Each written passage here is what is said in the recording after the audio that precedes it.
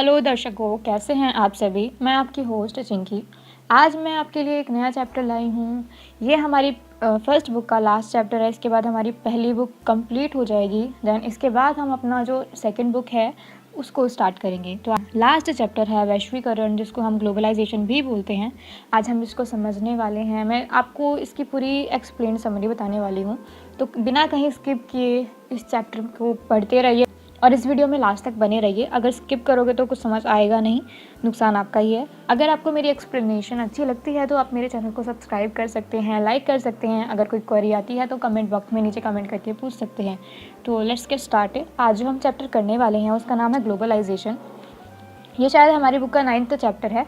Numbering में confuse मत होना, क्योंकि हमारे जो बुक है इसकी जो क्या है न्यू पब्लिकेशंस आए हैं, तो उसमें क्या है 3-4 चैप्टर्स की जो नंबरिंग है ना वो अलग अलग कर दी है। कोई आगे चला गया है, कोई पीछे चला गया है, तो नंबरिंग में मत होना कंफ्यूज। पुरानी बुक में इस चैप्टर का जो नंबर है वो 9 है। तो आज हम जो इस चैप्टर में टॉपिक पढ़ने वाले हैं वो आपका है ग्लोबलाइजेशन। जो इसका मीनिंग होता है, उसका मतलब क्या होता है, फिर जो आपका मैनिफेस्टेशंस होता है ना कि अभिव्यक्ति की स्वतंत्रता का उल्लंघन करना, मतलब जो आपका ग्लोबलाइजेशन भारत में है उसकी हम क्यों कभी कभी उसका बॉयकॉट करते हैं, उसका उल्लंघन करते हैं।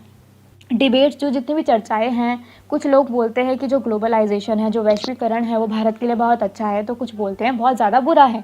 इससे क्या होता है, कहीं ना कहीं हम अपनी प्रतिमा को खो देते हैं। तो यही सारी चीज़ें हम आगे पढ़ने वाले हैं, सो देखते हैं। तो वैश्वीकरण का जो एक आप कहीं एकदम स्टेबल सा मतलब होता है, मैं आपको पढ़ के बता देती हूँ। वैश्वीकरण बहुआयामी प्रक्रिया है। बहुआयामी का मतलब होता है बहुत सारी, मतलब वैश्वीकरण एक ऐसी प्रक्रिया है जिसको बहुत सारी प्रक्रिया इफ़ेक्ट करती हैं। मतलब जंक्शन बोल सकते हैं, मतलब इसमें बहुत सारी क्रियाएं आ जाती हैं। जैसे इसमें श्रम का भी रोल होता है, पूंजी का रोल होता है, मानव का रोल होता है, जो सांस्कृतिक प्रभाव होते हैं आपके, इन सबका प्रभाव होता है। तो ये जो है हमारी वैश्वीकरण की प्रक्रिया, ये एक बहुआयामी प्रक्रिया है जिसमें हम अपने निर्णय को दुनिया के एक क्षेत्र में क्रियान्वित करते हैं। मतलब कि हम ग्लोब के किसी एक हिस्से में अपने निर्णय को बनाएंगे, उसके बाद क्या करेंगे, उसके बाद जो हमारा निर्णय चेंज हुआ है वो पूरी दुनिया में कहीं ना कहीं फैलता चला जाएगा, पता चल जाएगा। वैश्वीकरण का सिंपल सा मतलब ऐसे फ्लो होता है, जिसको हम बहाव बोलते हैं हिंदी में, जो दुनिया के दूरवर्ती क्षेत्र में व्यक्ति के व्यवहार के निर्धारण में महत्वपूर्ण भूमिका निभाता है। जैसे आपको मैं एग्जाम्पल देती हूँ। आप सभी इंस्टाग्राम यूज़ करते होंगे। जैसे हम अगर अपनी कोई प्रोफाइल में चेंज करते हैं तो उसके बाद क्या होता है, जो भी व्यूअर होता है, जो हमारी आईडी को देखता है, तो वो सिर्फ हमारे चेंज देखेगा, कोई चेंज वो खुद हमारी आईडी में नहीं कर सकता। तो यही चीज़ है कि हम जो अपने चेंज करते हैं अपने किसी भी थॉट में, किसी भी चीज़ में, तो उस सब को देखती है पूरी दुनिया, ना कि कोई दुनिया उसे चेंज कर सकती है। तो इसका मतलब ये होता है।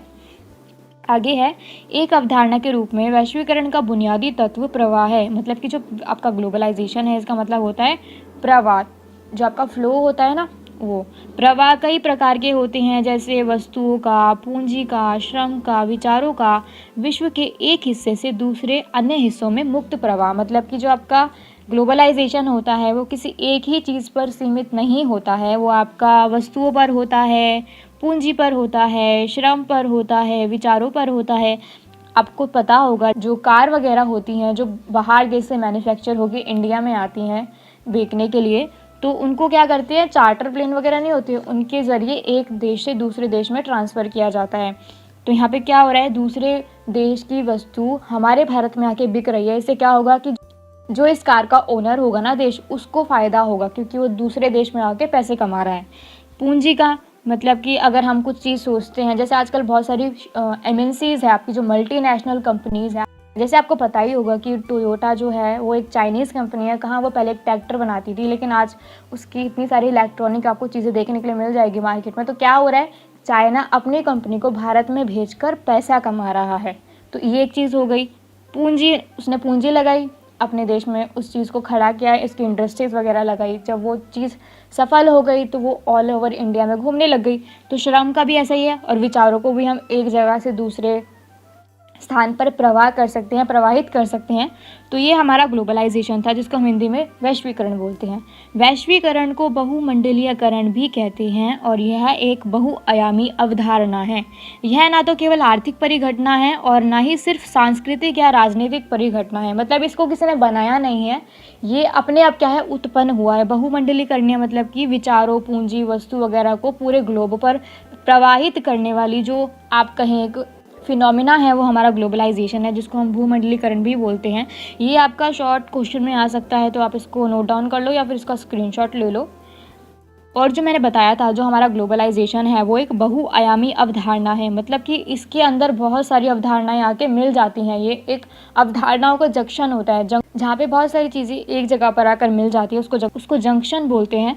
यह ना तो केवल आर्थिक परिघटनाएं, मतलब कि इससे पैसे का जो आपका कहें फ़ायदा तो होता ही होता है, और ना ही कोई सांस्कृतिक या फिर कोई राजनीतिक परिघटना है। ओके, आगे देखते हैं। अगर मैं आपसे वैश्वीकरण के उदाहरणों की बात करूं तो वो कुछ इस तरह से होंगे। विभिन्न विदेशी वस्तुओं की भारत में उपलब्धता, जैसे आपको पता होगा कि बहुत सारी ऐसी कंपनियां हैं जो भारत की नहीं हैं, लेकिन वो भारत में आके अपना व्यापार कर रही हैं। जैसे फ़ोन की आपकी कंपनी हो गई, सैमसंग हो गया, शाओमी हो गया, टोयोटा हो गया, जो कार वगैरह की कंपनी है। तो ये सारी जो कंपनियां हैं वो भारत की नहीं हैं, वो भारत में आके अपने प्रोडक्ट्स को बेचती हैं, मुनाफा कमाती हैं। युवाओं को करियर के लिए विभिन्न अवसरों का मिलना। अब ग्लोबलाइजेशन से हमको फ़ायदा कैसे हो सकता है, हमारी बेरोज़गारी दूर कैसे हो सकती है, तो मैं आपको एक एग्जांपल देती हूँ। जैसे यदि जो आपकी नेस्ले कंपनी है, यदि वो अपनी भारत में ब्रांच खोलती है, तो जाहिर सी बात है उसको कंपनी में काम करने के लिए एम्प्लॉय भी चाहिए होंगे। तो वो क्या करेगी, जिस देश में वो अपनी फैक्ट्री को अवस्थित करेगी, वहाँ के लोगों से भी बोलेगी कि आप हमारी कंपनी में काम कर सकते हैं, हम आपको पैसे देंगे, आपको रोज़गार देंगे। तो यहाँ पे क्या हो रहा है, वैश्वीकरण से हमें कहीं ना कहीं जो हमारा बेरोज़गारपना है वो कहीं ना कहीं कम होता है। जो हमारे युवा हैं उनको नौकरी वगैरह मिलती है। किसी भारतीय का अमेरिकी डॉलर एवं समयानुसार सेवा प्रदान करना, मतलब कि क्या होता है, यदि कोई हमारे भारत का ही इंसान भारत से बाहर जाके काम करता है, तो जो उसकी आमदनी होती है वो डॉलर में होगी, लेकिन जब वो भारत में आएगा तो वही डॉलर का मूल्य ज़्यादा बढ़ जाएगा। फसल के खराब हो जाने से कुछ किसानों द्वारा आत्महत्या को कर लेना, ये क्या है, ये बाहर देशों में भी होता था, लेकिन जब इनके बारे में सुना तो यहाँ पे बहुत सारे देश इस चीज़ को फॉलो करने लगे, जो किसान वगैरह थे, क्योंकि उनकी जब फसल डूब जाती है तो वो कहीं ना कहीं बिल्कुल बर्बाद हो चुके होते हैं, उनके पास पैसे नहीं होते, बीज नहीं होते। तो इस चीज़ को लेकर वो क्या करते हैं, अपना जो है आत्महत्या कर लेते हैं, सुसाइड अटेम्प्ट कर लेते हैं। अनेक खुदरा, जो कि आपका रिटेल व्यापारी होते हैं, को डर है कि रिटेल में प्रत्यक्ष विदेशी एफडीआई लागू होने से बड़ी रिटेल कंपनियां आएगी और उनका रोज़गार छिन जाएगा। मतलब कि जो आपकी छोटी छोटी रिटेलर्स कंपनीज़ हैं वो ये सोचते हैं कि यदि हमारा सेवा इतना डेवलप्ड नहीं है जितना कि बाहर के देशों की है, यदि वो हमारे देश में आगे प्लांट वगैरह लगाते हैं, अपने ट्रांसप्लांट वगैरह लगाते हैं, तो कहीं ना कहीं हमारा काम जो है बिल्कुल पूरी तरह से ठप हो जाएगा। तो ये आपका 5वां रीज़न था, लोगों के बीच आर्थिक असमानता का बढ़ना। अब क्या हो रहा है कि लोग क्या करते हैं, अपनी अमीरी को दिखाते हैं। अमीरी को दिखाने के लिए क्या करते हैं, वो सोशल मीडिया वगैरह का कहीं ना कहीं बहुत ज़्यादा यूज़ करते हैं, जिससे क्या होता है कि गरीब लोगों को लगता है कि यहाँ के लोग कितने अमीर हैं। इससे क्या होता है कि लोगों के बीच में असंतोष पैदा होता है, उनको लगता है कि हम बहुत ज़्यादा गरीब हैं, लेकिन बाहर के जो लोग हैं वो हमसे ज़्यादा अमीर हैं। तो यहाँ पर क्या होता है, कहीं ना कहीं बहुत ज़्यादा आर्थिक असमानता हमें दिखाई देती है। आगे देखते हैं। अब हम देखते हैं कि वैश्वीकरण के थोड़े से जो आपके सकारात्मक प्रभाव हैं, जो थोड़ी राइट फैक्ट्स हैं इसके बारे में, वो क्या हैं, इसके बारे में है वस्तुओं एवं सेवाओं का प्रवाह। अगर कोई छोटा सा देश है, उस छोटे से देश के अंदर कोई इंसान एक कंपनी खोलता है और वो कंपनी उसकी चल भी जाती है, लेकिन उसको उतना मुनाफा नहीं हो रहा है जितना वो चाहता है, क्योंकि उसका देश छोटा है। देश छोटा होगा तो उसकी जनसंख्या कम होगी, लोग इतने डेवलप नहीं होंगे, तो वो क्या करेगा कि अपने देश की कंपनी की ब्रांचेस वो बाहर के देशों में खोलेगा। उससे उसको क्या मिलेगा कि उसको प्रॉफिट भी ज़्यादा होगा, वहाँ के लोग उसकी कंपनी में काम करेंगे, जिससे उस देश को भी फ़ायदा हो रहा है, बल्कि और जिसका उत्पादन होगा वो अपने आप बढ़ भी जाएगा। तो ये एक सकारात्मक प्रभाव है हमारा। आगे देखो, रोज़गार के अवसरों को उत्पन्न करना कहीं ना कहीं एक बहुत बड़ा पॉइंट है कि बाहर से अगर कोई कंपनी हमारे देश में आके जो आपका व्यापार है, ट्रेड शुरू करती है, तो उसको एम्प्लॉयज़ की ज़रूरत होती है, तो वो उसी देश के लोगों को रखेगा और उनको रोज़गार देगा। तकनीक एवं शिक्षा का आदान प्रदान। अब हमें पता है कि जैसे कोई बहुत बड़ा विकसित देश है, वो किसी विकासशील देश में आके अपनी कोई कंपनी खोलेगा, तो वहाँ के लोगों को वो काम पर रखेगा और साथ ही साथ तकनीक भी बताएगा कि कैसे आपको काम करना है। तो इससे क्या होगा कि लोगों में जो अर्धविकसित लोग हैं उनको प्रशिक्षण मिलेगा तकनीक का। जीवन शैली में परिवर्तन आना, वो लोग कमाएंगे, अच्छा रहन सहन होगा, उनके पास मुद्रा होगी, सब कुछ उनका बहुत अच्छा होगा, खान पान, रहन सहन, उनकी वेशभूषा। तो कहीं ना कहीं उनकी जो जीवन शैली है वो कहीं ना कहीं बहुत बड़ी एक प्लस पॉइंट में बदल जाएगी। विश्व के लोगों में जुड़ाव हो सकता है, जैसे सोशल मीडिया है उसमें पूरी दुनिया के लोग एक साथ रह सकते हैं, बात कर सकते हैं, कनेक्टेड रह सकते हैं। तो कहीं ना कहीं ये पारस्परिक जो आपकी बोलते हैं पारस्परिक संबंध हैं वो उनको विकसित करता है। आर्थिक मजबूती प्रदान करना एवं आत्मनिर्भर बनाना। हमारा ग्लोबलाइजेशन आर्थिक मजबूती भी देता है, साथ ही साथ किसी इंसान को जो उसकी इंडिपेंडेंस होती है वो भी प्रदान करता है, जो कि एक बहुत अच्छा पॉइंट है। तो ये कुछ पॉइंट मैंने आपको बताया जो कि वैश्वीकरण के सकारात्मक प्रभाव थे। जैसे मैंने आपको पहला बताया था, वस्तुओं एवं सेवाओं का प्रवाह, रोजगार के अवसरों का उत्पन्न होना, तकनीक एवं शिक्षा का आदान प्रदान, जीवन शैली में परिवर्तन आना, विश्व के लोगों में जुड़ाव, ठीक है, और जो आपका है आर्थिक मजबूती प्रदान करना एवं आत्मनिर्भर बनाना। तो ये सारे जो पॉइंट्स हैं हमारे वो कहीं ना कहीं सकारात्मक प्रभाव को दर्शाते हैं। उसके बाद आपका आता है, अब हम देखते हैं हमारा जो वैश्वीकरण है, ग्लोबलाइजेशन है, इसके नकारात्मक प्रभाव क्या हो सकते हैं। तो चलिए, जो आपके लघु कुटीर उद्योग हैं इनका पतन हो रहा है। लघु मतलब छोटे, जो आपके कुटीर उद्योग होते हैं, जैसे दिया बनाने की हो गए, मटका बनाने की हो गए, या फिर छोटी छोटी जो कपड़ा मिल होती है, कागज़ मिल होती है, चिप्स वगैरह के पैकेट वगैरह जो होते हैं, तो उनकी जो छोटे छोटे उद्योग होते हैं ना कहीं इनका पतन हो रहा है। इनका क्या है, डिस्ट्रॉयेशन हो रहा है। वो कैसे, आप सोचिए कि कोई छोटी सी मिल है जो कपड़ा बनाती है कपास से, लेकिन वहीं उन्हीं के देश में कोई दूसरे बड़े देश की कंपनी आके अवस्थित हो जाए और कम रेट में अच्छी क्वालिटी के कपड़े बेचे, तो लोग कुटीर उद्योग के कपड़े नहीं खरीदेंगे, उस कंपनी के कपड़े खरीदेंगे। तो इससे क्या हो रहा है कि जो आपके छोटे छोटे लघु कुटीर उद्योग है वो कहीं ना कहीं समाप्त होते जा रहे हैं। अमीर जो लोग हैं वो और ज़्यादा अमीर हो रहे हैं, और जो आपके गरीब लोग हैं वो और ज़्यादा गरीब हो रहे हैं। ये भी आपका एक क्या है, नकारात्मक प्रभाव है वैश्वीकरण का। सांस्कृतिक पतन, आपको पता होगा कि जो आजकल की हमारी भावी पीढ़ी है, जो हमारी करंट पीढ़ी चल रही है, वो कहीं ना कहीं वेस्टर्न कल्चर को बहुत ज़्यादा फॉलो करती है। वहाँ का खान पान हो गया, जैसे पिज़्ज़ा बर्गर वगैरह जो भी है, वहाँ के म्यूज़िक को बहुत फॉलो करती है। आजकल आप देखेंगे ज़्यादातर लोगों को इंग्लिश सॉन्ग बहुत पसंद होते हैं जो कि वेस्टर्न सॉन्ग्स होते हैं। वहाँ का वो पहनावा फॉलो करते हैं। वहाँ के जो फेस्टिवल्स वगैरह होते हैं, जैसे आपका वैलेंटाइंस डेज वगैरह हो गया, ब्लैक फ्राइडे वगैरह हो गया, तो ये सब क्या है, फॉलो करते हैं। तो कहीं ना कहीं क्या हो रहा है, हम कहीं ना कहीं अपनी संस्कृति को खो रहे हैं। ये कुछ इस प्रकार होगा, जो हमारी आर्थिक गतिविधियाँ हैं उन पे कहीं ना कहीं विदेशी कंपनी क्या है, वर्चस्व दिखा रही हैं। जो आपका पूंजीपति होते हैं, बड़े बड़े जमींदार वगैरह होते हैं, उनका वर्चस्व। तो ये कुछ पॉइंट थे जो मैंने आपको बताया ग्लोबलाइजेशन के बारे में, जो कि नकारात्मक पॉइंट थे। आगे देखते हैं वैश्वीकरण के कारण क्या हो सकते हैं, कि वैश्वीकरण कैसे हमारे देश में आ रहा है, पूरे ग्लोब पर कैसे वो राज कर रहा है। तो उसके बहुत सारे कारण हैं।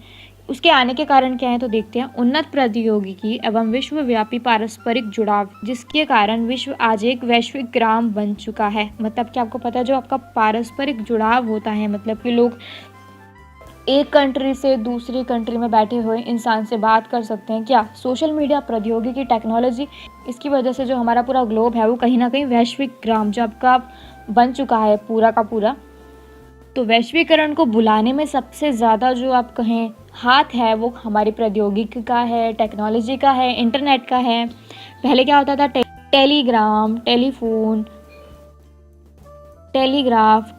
माइक्रोचिप, इंटरनेट एवं अन्य सूचना तकनीकी साधनों ने विश्व के विभिन्न भागों के बीच संसार की जो है क्रांति ला दी है। मतलब इनके ज़रिए लोग बहुत ज़्यादा एक दूसरे से जुड़े हुए रह सकते हैं। उनके पास ना प्रेजेंट होके फिजिकली, मेंटली उनसे जुड़े रहते हैं। तो कहीं ना कहीं ये एक कारण हो सकता है वैश्वीकरण का आने का। पर्यावरण की वैश्विक समस्याओं, जैसे कि सुनामी हो गया, जलवायु परिवर्तन हो गया, वैश्विक ताप वृद्धि से मिटने हेतु अंतर्राष्ट्रीय सहयोग, जो कि आपका रियो सम्मेलन हुआ था ना, मतलब कि आज पूरा ग्लोब कहीं ना कहीं एक तरह से जुड़ा हुआ है। किसकी वजह से, वैश्वीकरण की वजह से। जैसे पहले हम जलवायु, जो आपका जैसे आपका मौसम बदलता रहता है, सुनामी है, इनके ऊपर कोई इतना चर्चा नहीं करता था, लेकिन वेस्टर्न कंट्रीज़ इन सभी चीज़ों पे बहुत ज़्यादा ध्यान देती है। तो छोटे छोटे देश भी अब उनको फॉलो करना स्टार्ट कर चुके हैं, जो कि एक वैश्वीकरण का ही कारण है। अब क्या है, हमने बुराइयाँ भी पढ़ ली, अच्छाइयाँ भी पढ़ ली, और उसके आने के कारण भी पढ़ लिए आपके ग्लोबलाइजेशन के। अब हम देखते हैं कि जो हमारा वैश्वीकरण है इसकी विशेषताएं क्या हैं। अब ऐसा तो है नहीं कि अगर कोई चीज़ है तो उसकी सिर्फ बुराइयां भी होगी, उसके प्लस पॉइंट भी होंगे, उसके माइनस पॉइंट भी होंगे, उसकी कुछ खूबियां भी होंगी, उसकी कुछ कमियां भी होंगी। तो अब हम इसकी थोड़ी सी खूबियां देख लेते हैं कि इसकी जो विशेषताएं हैं वो क्या हो सकती हैं। तो पहला पॉइंट है पूंजी, श्रम, वस्तु एवं विचारों का गतिशील एवं मुक्त प्रवाह। मतलब कि हम पूंजी का, वस्तु का, श्रम का और विचारों का बहुत तेज़ी से प्रवाह कर सकते हैं एक हिस्से से दूसरे हिस्से में, भले ही वो ग्लोब के किसी भी हिस्से में क्यों ना अवस्थित हो। पूंजीवादी व्यवस्था, खुलेपन एवं विश्व व्यापार में वृद्धि। आजकल क्या होता है कि आपका पूरा का पूरा मार्केट जो है वो ट्रेड मार्केट है, वहाँ पे खुला क्या है, कंपटीशन चलता है। कंपनियों में हमेशा ही क्या चलता रहता है कि मैं तुमसे ज़्यादा अच्छे प्रोडक्ट्स मैन्युफैक्चर करता हूँ तो मेरी जो सेल है वो तुमसे ज़्यादा होगी। तो होड़ हमेशा चली रहती है मार्केट में। देशों के बीच आपसी जुड़ाव एवं अंतर्निर्भरता। मतलब कि जो देश हैं वो आजकल हर मुद्दे पे एक दूसरे से बहुत ज़्यादा सलाह लेते हैं, जुड़े रहते हैं, मित्रता की संधि है उसका पालन करते हैं। उनके अंदर बहुत ज़्यादा क्या है, जुड़ाव है, कनेक्टिविटी बहुत ज़्यादा है ग्लोबलाइजेशन की वजह से। फिर जो आपका फोर्थ है विभिन्न आर्थिक घटनाएं जैसे मंदी और तेज़ी तथा महामारियाँ जैसे इंथ्रेकस, कोविड-19, ईबोला, HIV, एड्स। आपकी जो एड्स होती है ना, एक्वायर्ड इम्यूनोडेफिशिएंसी सिंड्रोम, इसके बारे में बता रखा है। स्वाइन फ्लू जैसे मामलों में वैश्विक सहयोग एवं प्रभाव जो कि मुमकिन हो पाया है सिर्फ और सिर्फ आपकी ग्लोबलाइजेशन की वजह से। तो ये कुछ हमारी क्या थी, विशेषताएं थी ग्लोबलाइजेशन की, वैश्वीकरण की, जो कि मैंने आपको बताया। आगे चलते हैं। अब इसके ना अलग अलग प्रभाव है, इसके प्रभाव की बहुत सारी कैटेगरीज हैं। कुछ आपके सांस्कृतिक प्रभाव है, कुछ आर्थिक हैं, कुछ सामाजिक प्रभाव है। तो हम सभी पढ़ने वाले हैं, देखते हैं। तो वैश्वीकरण की जो अभिव्यक्तियां हैं, मतलब कि इसके जो प्रकार हैं प्रभाव की, वो कौन कौन से हैं। पहला आपका राजनीतिक है, दूसरा आर्थिक है, तीसरा सांस्कृतिक है। वो कैसे है, चलिए देखते हैं। वैश्वीकरण से राज्य की क्षमता में कमी आई है। राज्य अब कुछ मुख्य कार्य जैसे कानून बनाना, व्यवस्था बनाना और सुरक्षा तक ही सीमित है। अब क्या होता है कि सरकार सिर्फ अपने कुछ ही कामों पर ध्यान देती है, मतलब जैसे कानून बना देती है, व्यवस्था बना देती है और उनको ना फॉलो करने के लिए रूल वगैरह बना देती है। लेकिन अब लोग क्या चाहते हैं कि वो ये चाहते हैं जो हमारी सरकार निर्णय वगैरह ले रही है वो इतने ज़्यादा प्रभावी नहीं है, इतने ज़्यादा कहीं ना कहीं पंचुअल नहीं है। तो हम क्यों ना वेस्टर्न कंट्रीज़ के जो आप रूल्स रेगुलेशंस हैं उनको फॉलो करें। अब बाजार आर्थिक और सामाजिक प्राथमिकताओं का मुख्य निर्धारक है। बाज़ारों में अब ज़्यादातर जो है आर्थिक वृद्धि को देखा जाता है और जो आपकी सामाजिक प्राथमिकताएं होती हैं उनको देखा जाता है। इन दोनों के ऊपर आपका कहीं ना कहीं पूरा जो मार्केट है वो ठहरा हुआ है। राज्य की प्रधानता बरकरार है तथा उसे वैश्वीकरण से कोई खास चुनौती नहीं मिल रही। इस पहलू के अनुसार वैश्वीकरण के कारण अत्याधुनिक जो आपकी टेक्नोलॉजी है के बूते पर राज्य अपने नागरिकों के बारे में सूचनाएं जुटा सकती है और कारगर ढंग से कार्य कर सकती है। अंत राज्य अधिक ताकतवर हुए हैं। जैसे ही हमारे देश में क्या है, हमारे या किसी भी देश में जब वैश्वीकरण पहुंचता है तो सबसे पहले वो टेक्नोलॉजी को लेके आएगा और टेक्नोलॉजी हमें बहुत ज़्यादा फ़ायदा देती है किसी न किसी मोड पर। बहुत ज़्यादा आप कह सकते हैं टेक्नोलॉजी हमें प्लस पॉइंट भी देती है, माइनस पॉइंट भी देती है। ठीक है, तो आपको पता होगा कि जो सरकार होती है उनकी जो जनगणना वगैरह होती है उनमें बहुत सारे नाम होते हैं, बहुत सारे लोग होते हैं। तो उन सब का रिकॉर्ड करने के लिए, रिकॉर्ड रखने के लिए कहीं ना कहीं जो हमारी टेक्नोलॉजी है बहुत ज़्यादा कारगर है। तो इसमें यही बताया गया था जो हमारे वैश्वीकरण के राजनीतिक प्रभाव है वो क्या क्या हो सकते हैं, जिसमें आपको पहले पढ़ के बता देती हूँ। वैश्वीकरण से राज्य की जो क्षमताएं है उसमें कमी आई है। राज्य अब कुछ मुख्य कार्यों पर जैसे कानून बनाना तथा सुरक्षा तक ही सीमित है। अब बाजार आर्थिक और सामाजिक प्राथमिकताओं का मुख्य निर्धारक है। राज्य की प्रधानता बरकरार है तथा उसे वैश्वीकरण से कोई खास चुनौती नहीं मिल रही है। आपका फोर्थ है इस पहलू के अनुसार वैश्वीकरण के कारण अत्याधुनिक प्रौद्योगिकी के बलबूते पर राज्य अपने नागरिकों के बारे में सूचना जुटा सकते हैं, उनको सेफ रख सकते हैं, उनकी सूचनाओं को कारगर ढंग से कार्य कर सकते हैं। एट द लास्ट जो कि हमारा राज्य है वो अधिक ताकतवर हो चुका है अब बिकॉज ऑफ वैश्वीकरण। आगे देखते हैं। ये हमने उसके राजनीतिक प्रभाव पढ़े थे, अब हम इसके आर्थिक प्रभाव पढ़ेंगे वैश्वीकरण के। अंतर्राष्ट्रीय मुद्रा कोष जो आपका इंटरनेशनल मॉनेटरी फंड है IMF विश्व बैंक एवं जो आपका वर्ल्ड ट्रेड ऑर्गेनाइजेशन है, विश्व व्यापार संगठन जैसे अंतर्राष्ट्रीय संस्थाओं द्वारा आर्थिक नीतियों का निर्माण। इन संस्थाओं में धनी, प्रभावशाली एवं विकसित देशों का प्रभुत्व। कहीं ना कहीं क्या होता है कि बाहर के बहुत बड़े बड़े मोड पर क्या होता है, वैश्वीकरण हर देश को कहीं ना कहीं सेम सिमिलैरिटी प्रदान करता है, जो कि इसका एक बहुत बड़ा आर्थिक पॉइंट है। आयात प्रतिबंधों में अत्यधिक कमी। अब आपको पता होगा, यदि हम किसी एक देश से दूसरे देश में कोई सामान भेजते हैं तो उस पर कुछ कर लगता है, तो उस कर को कम कर दिया गया है बिकॉज ऑफ वैश्वीकरण। पूंजी के प्रवाह से पूंजीवादी देशों को लाभ, परंतु श्रम में निर्बाध प्रवाह न होने के कारण विकासशील देश को कम नाम। अब क्या हो रहा है कि पूंजी के प्रवाह से जो पूंजीवादी देश है उनको तो लाभ हो रहा है, लेकिन श्रम के निर्बाध प्रवाह न होने के कारण कहीं ना कहीं जो आपकी अर्ध विकसित कंट्रीज़ हैं, जो विकासशील है, उनका पूरी तरह से विकास नहीं हुआ है, तो उनको कहीं ना कहीं उनका नाम दब रहा है, उनका कम नाम आ रहा है। तो ये एक थोड़ा सा आप कहीं नेगेटिव पॉइंट हो सकता है आर्थिक कैटेगरी में। नेक्स्ट है, विकसित देशों द्वारा वीज़ा नीति द्वारा लोगों की आवाजाही पर प्रतिबंध लगा दिया गया है। कुछ देशों में क्या होता है कि वो पर्टिकुलर कंट्रीज़ को ही अपने देश में आने की इजाज़त देते हैं, हर देश को नहीं देते हैं। वैश्वीकरण के कारण सरकार अपने सामाजिक सरोकारों से मुंह मोड़ रही है। उसके लिए सामाजिक सुरक्षा का कवच जो है वो बहुत ज़्यादा आवश्यक है। मतलब कि आप कहें तो वैश्वीकरण से जो हमारी सरकार है कहीं ना कहीं बहुत ज़्यादा आलसी हो गई है। वो ये सोचती है कि सारा काम जो है टेक्नोलॉजी के ज़रिए हो सकता है, तो हमें इतनी जो फिजिकल मेहनत है वो करने की ज़रूरत नहीं है। ठीक है। ग्लोबलाइजेशन के जो आपके आलोचक हैं, मतलब कि जो बुराई करने वाले हैं, वो ये कहते हैं कि इससे समाजों में आर्थिक असमानता बहुत ज़्यादा बढ़ रही है। मतलब कि लोगों को नीचा दिखाया जा रहा है कहीं ना कहीं मुद्रा के बलबूते पर। तो ये कुछ उनके आलोचक कहते हैं वैश्वीकरण के। ये हमारे आर्थिक प्रभाव थे हमारे वैश्वीकरण के। अब बारी आती है सांस्कृतिक प्रभावों को पढ़ने की। अब वैश्वीकरण के जो आपके सांस्कृतिक प्रभाव है वो क्या हो सकते हैं। सो पहला हमारा पॉइंट है, सांस्कृतिक समरूपता द्वारा विश्व में पश्चिमी संस्कृतियों को बढ़ावा मिल रहा है। मैंने आपको बताया था कि जो हमारे देश के लोग हैं वो कहीं ना कहीं जो आपका वेस्टर्न कल्चर है ना, पश्चिमी संस्कृति को बहुत ज़्यादा बढ़ावा दे रहे हैं। खाने पीने एवं पहनावे के विकल्पों में बहुत ज़्यादा वृद्धि हो गई है, क्योंकि आजकल के लोग क्या करते हैं, सूट साड़ी ना पहनकर जो आपका वेस्टर्न कल्चर वाले लुक्स हैं, जैसे डेनिम हो गया, जीन्स हो गया, जैकेट वगैरह, इन सबको ज़्यादा फॉलो करते हैं। लोगों में सांस्कृतिक परिवर्तन पर दुविधा आ रही है, क्योंकि लोग अपनी संस्कृति को भूलते जा रहे हैं। संस्कृति की मौलिकता पर बुरा असर पड़ रहा है, क्योंकि जो हमारी भारतीय संस्कृति है कहीं ना कहीं वो वेस्टर्न जो आपकी पॉलिसीज़ है, कल्चर है, उसमें कहीं ना कहीं कन्वर्ट होती जा रही है दिन प्रतिदिन। तो चलिए अब देखते हैं कि जो हमारा भारत है वो कैसे वैश्वीकरण को कंट्रोल कर रहा है, उसके साथ कैसे काम कर रहा है।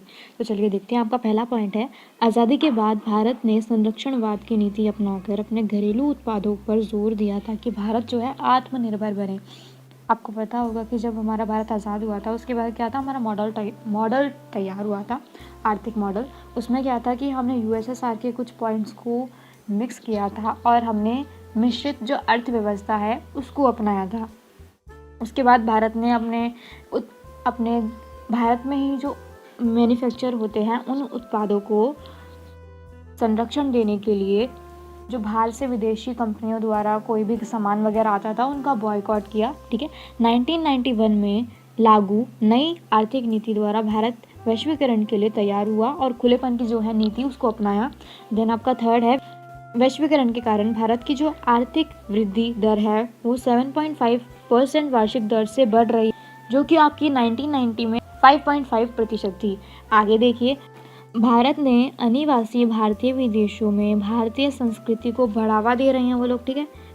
भारत के लोग कंप्यूटर सॉफ्टवेयर में अपना वर्चस्व स्थापित करने में कामयाब रहे। आज भारतीय लोग वैश्विक स्तर पर उच्च पदों पर आसानी से सफल हो चुके हैं या हो रहे हैं। आपको पता होगा कि जो हमारे भारतीय लोग हैं वो कहीं ना कहीं पूरे ग्लोब पर एक तरह से वर्चस्व निभा रहे हैं अपना, बिकॉज ऑफ टेक्नोलॉजी की वजह से।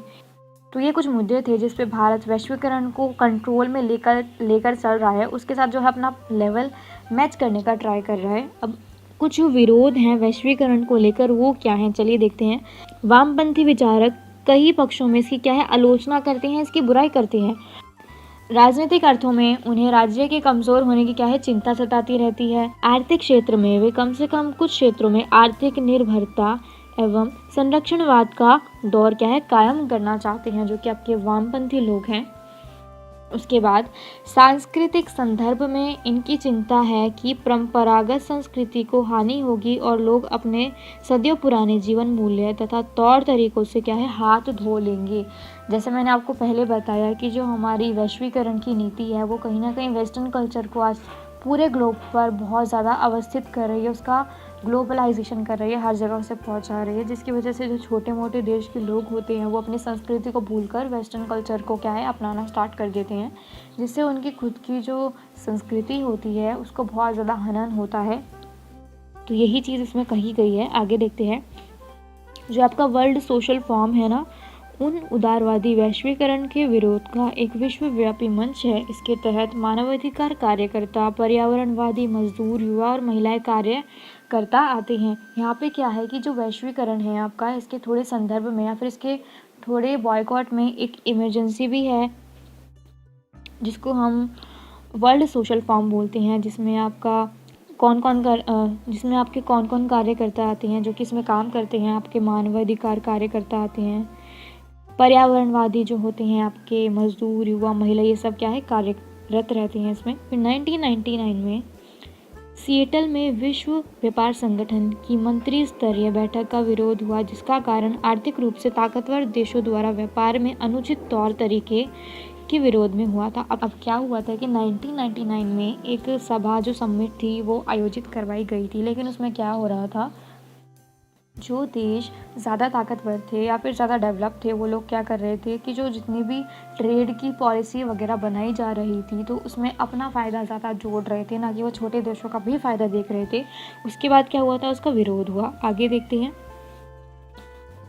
अब आपका एक टॉपिक आता है सामाजिक समरूपता। अब ये क्या होता है, चलिए इसके बारे में देखते हैं। सामाजिक समरूपता का अर्थ है पश्चिम संस्कृति का पूरे विश्व में फैलना ताकि वह एक वैश्विक संस्कृति का रूप ले सके। मतलब कि जो आपकी वेस्टर्न कल्चर है उसका पूरे विश्व में फैल जाना ताकि वो पूरे विश्व की एक ही क्या है, संस्कृति बन जाए। इसको हम सांस्कृतिक समरूपता बोलते हैं। आप आज कहीं भी चले जाइए, आपको हर जगह वेस्टर्न कंट्रीज़ का जो वर्चस्व है, उनका कल्चर का वर्चस्व है, वो देखने के लिए मिल जाएगा, क्योंकि हमारा जो ग्लोबलाइजेशन है वो इतना ज़्यादा बढ़ चुका है पूरे ग्लोब पे।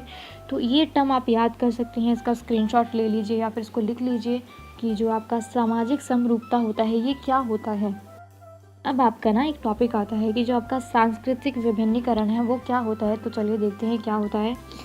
सांस्कृतिक विभिन्नीकरण में विभिन्न संस्कृतियाँ दूसरी संस्कृतियों की अच्छी बातों को अपनी संस्कृति में शामिल करती हैं, जिस कारण प्रत्येक संस्कृति अनूठी बन रही है। मतलब कि होता है ना क्या, बहुत सारे देश की संस्कृतियाँ आपस में क्या करती हैं, एक दूसरे की जो प्लस पॉइंट होते हैं ना, जो अच्छे अच्छे पॉइंट्स होते हैं, उनको अपनी संस्कृति में शामिल करके अपने आप को क्या है, डेवलप कर लेती है, उभार लेती हैं, जिसको हम क्या बोलते हैं, आपका सांस्कृतिक विभिन्नीकरण। ओके, तो ये टर्म भी आपको याद कर लेनी है। क्या पता ये आपके एमसीक्यू में 1 नंबर में आपको पूछ लिया जाए, तो आप इसका स्क्रीनशॉट ले लो या फिर इसको लिख लो, ताकि आपको बाद में क्या है, दिक्कत ना आए। अब आपका एक टॉपिक आता है संरक्षणवाद, कंजर्वेशन। 1991 से पहले अपने घरेलू उत्पादों को बचाने एवं एकाधिकार बनाए रखने के लिए विदेशी कंपनियों द्वारा प्रतिबंध लगाना संरक्षणवाद कहलाता था। ये पहले का है कि जब 1991 से पहले अपने घरेलू उत्पादों को बचाने के लिए या फिर उन पे एकाधिकार बनाए रखने के लिए विदेशी कंपनियां जो भी उन पे रिस्ट्रिक्शंस वगैरह लगाती थी, हम उस टर्म को क्या कहते थे, संरक्षणवाद। तो ये भी एक पॉइंट में आपका आ सकता है। जैसे उसके बाद आपका है कि सामाजिक सुरक्षा कवच क्या होता है। आर्थिक रूप से कमजोर लोगों को शिक्षा, स्वास्थ्य, साफ सफाई एवं नौकरी की सुविधा सरकार द्वारा उपलब्ध करवाना सामाजिक सुरक्षा कवच कहलाता है। एक बार आप इन सभी को क्या है, लर्न कर लेना, इनके ऊपर इनको लिख लेना या फिर इनका स्क्रीनशॉट लेके रख लेना। क्या पता ये आपको आने वाले एग्जाम्स में आपको देखने के लिए मिल जाए। तो मैं तो यही कहूँगी कि जितने भी 1 मार्क्स वाले क्वेश्चंस हैं आप उनके स्क्रीनशॉट ले लीजिए या फिर आप उन्हें नोटबुक में नोट डाउन कर लीजिए। तो आपका बहुत बहुत शुक्रिया मेरी वीडियो को लास्ट तक देखने के लिए। तो ये जो हमारा चैप्टर था ख़त्म हो चुका है, होप आपको अच्छा लगता होगा। आई होप कि आपको अच्छा लगा होगा मेरा समझाया हुआ चैप्टर। तो थैंक यू वेरी मच मेरी वीडियो को देखने के लिए। आप मेरे साथ ऐसे ही जुड़े रहिए ताकि आने वाले टाइम में मैं आपको सेकंड बुक भी पूरी करा दूँ, क्योंकि हमारी जो पहली बुक है वो पूरी हो चुकी है। So very very thank you to all जिन्होंने भी मेरी वीडियो देखी। तो मिलते हैं बाद में, तब तक के लिए शुक्रिया। Thank you, bye bye, Tata.